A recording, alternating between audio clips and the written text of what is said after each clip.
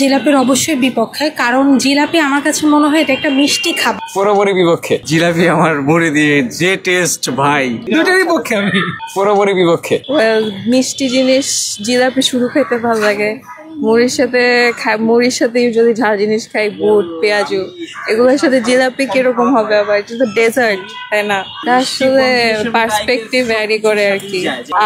Try করি না কারণ ইচ্ছাই নেই, মানে ইমাজিনই করতে পারি না যে কিরকম লাগবে মুড়ির সাথে। জিলাপি আমার মুড়ি দিয়ে যে টেস্ট ভাই, যারা খায় না তারা জীবনে বুঝবে না এই মজা। ইফতারে জিলাপির সাথে মুড়ি একেবারে যে তৃপ্তি, এটা হচ্ছে এই আপনার বড় বড় রেস্টুরেন্টে গিয়েও এই তৃপ্তি পাওয়া যাবে না। সুতরাং মুড়ির সাথে জিলাপি এটা লাগবেই।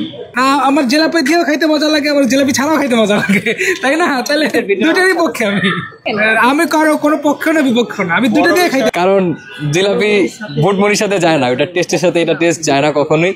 দুইটা আলাদা রকমের টেস্ট ইফতারিতে। আমি বলবো যারা জিলাপির সাথে মুড়ি খায় তাদের রুচির দুর্ভিক্ষ। বুট মুড়ি হচ্ছে যে বুট মুড়ি পেঁয়াজ তারপর মরিচ, এগুলো হচ্ছে আলাদা টেস্ট একটা পেঁয়াজের সাথে। ওটার সাথে মিষ্টি কোনোভাবেই যায় না, ঝালের সাথে মিষ্টি একসাথে মিলে। আমি অবশ্যই জিলাপির পক্ষে।